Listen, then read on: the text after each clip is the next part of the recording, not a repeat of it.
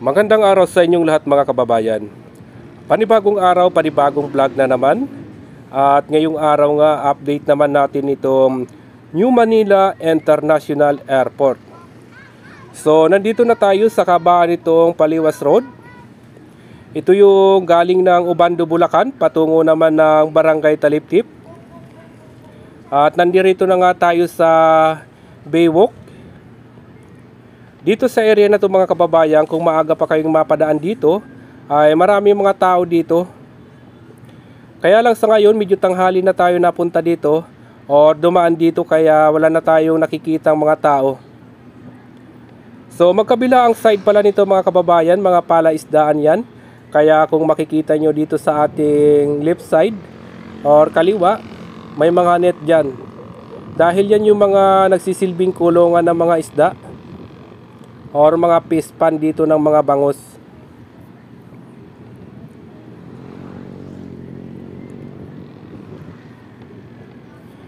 So medyo mahaba rin yung baywalk dito.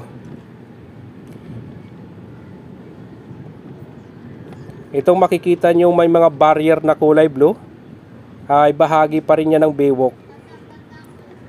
So dito may mga bahay din na mangilan-ilan, pero pagdating natin dito sa unahan, halos wala na namang bahay. At magkakaroon na naman ng bahay yan doon sa malapit na sa Tawiran Bridge.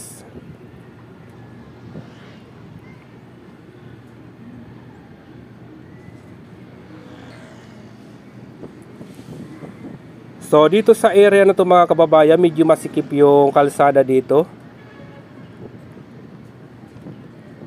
Bagamat wala naman masyadong mga nagpa-park, kaya lang may kasikipan talaga yung kalsada. So dito naman sa area nito mga kababayan, makikita ninyo magkabilaan ay mayroon ng mga bahay. Pero yung mga likod ng mga bahay na yan mga kababayan ay mga tubig pa rin or mga palaisdaan na naman.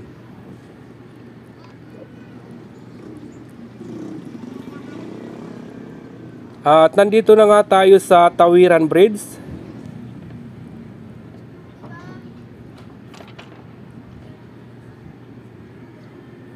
So nasa kaliwa natin yung New Manila International Airport. Pero napakalayo pa niyan mga kababayan. Itong nasa kanan naman natin, ito naman yung May Kawayan River.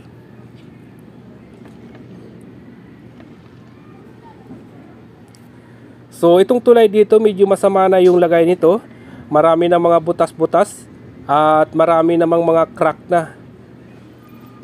Pero nakakadaan pa rin yung mga heavy equipment dito tulad ng mabibigat na truck at mga bulldozer. So nasa kaliwa natin yung New Manila International Airport. Pero napakalayo pa niyan mga kababayan. So ingat-ingat na lang kung sakaling napadaan kayo dito dahil napakalalim ng mga butas ng tulay dito.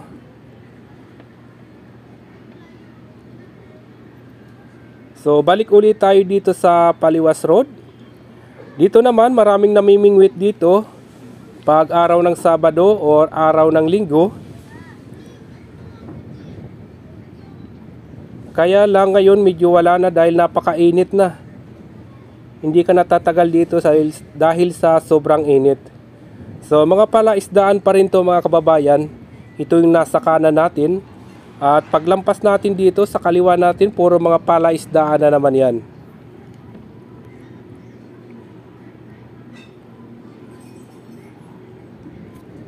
So ito yung area na maraming namimingwit mga kababayan.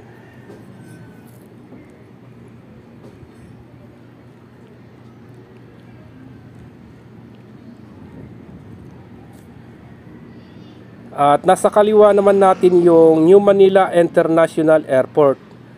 At dito nga matatanaw na natin yung itinatayo nilang airport.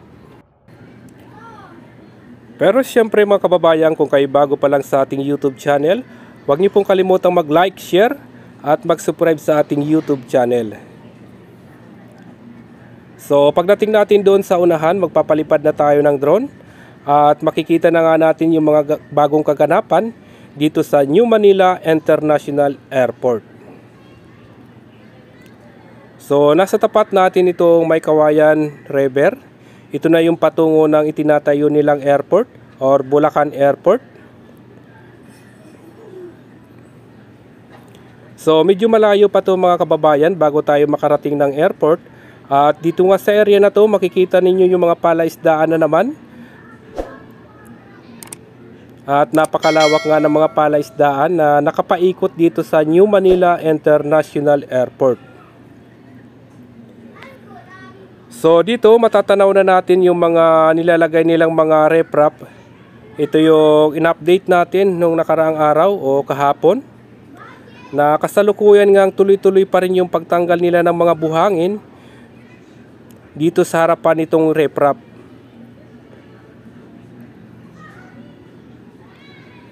So medyo mahaba na yung natanggalan nila ng mga buhangin.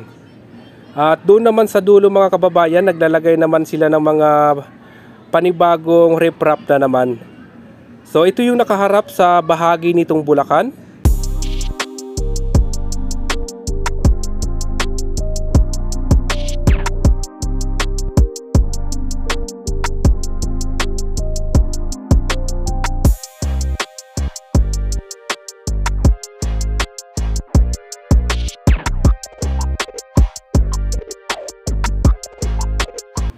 So dito tuloy-tuloy na naman yung paglagay nila ng reprap. At sinasabay na nga rin nila yung pagtanggal ng buhangin dito sa harapan nitong reprap.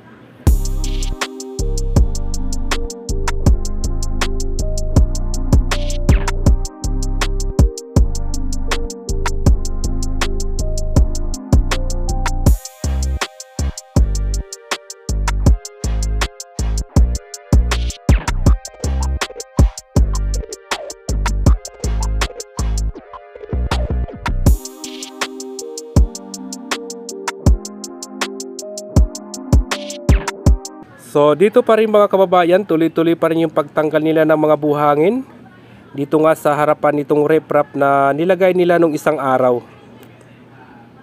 So matagal na pala nilang nilagay yung reprap na yan, halos pangalawang linggo na yata.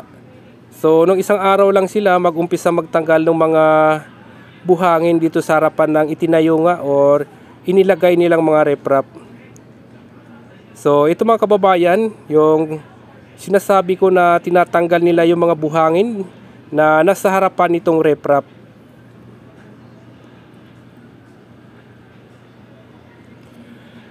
So ayan mga kababayan, panoorin na po natin itong ating mga pinakabagong update dito nga sa itinatayong New Manila International Airport.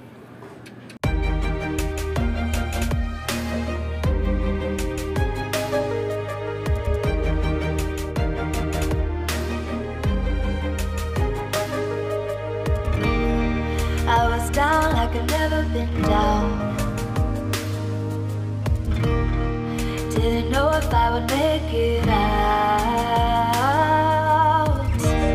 I got these voices that are holding me back. They tell me no, you can never do that. But I go where I want to. I push the boundaries if I have to. Only got one life in front of me. Why box myself in and throw out the key? Why box myself in?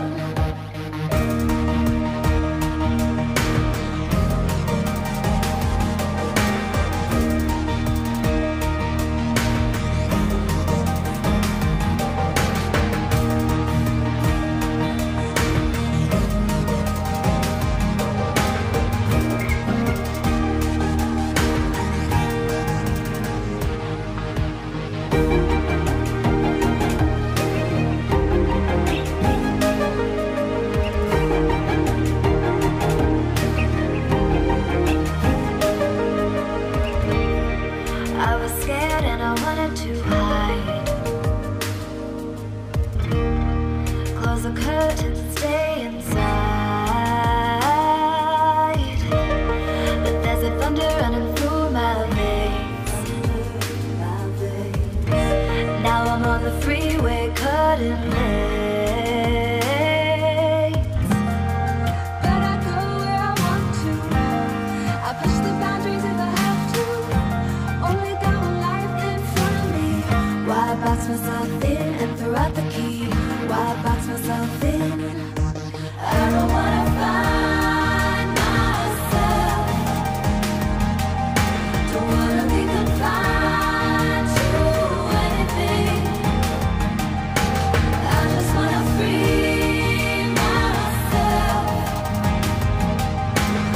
Open up the door to everything.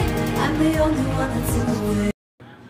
Itong nakikita nyo naman mga kababayan, ito naman yung gitna nitong New Manila International Airport. At dito nga makikita pa rin natin na mayroon pa rin mga tubig. Pero yung mga buhangin dito halos patag na. At yung dagat naman doon sa kabilang side na ating natatanaw, yan naman yung Manila Bay.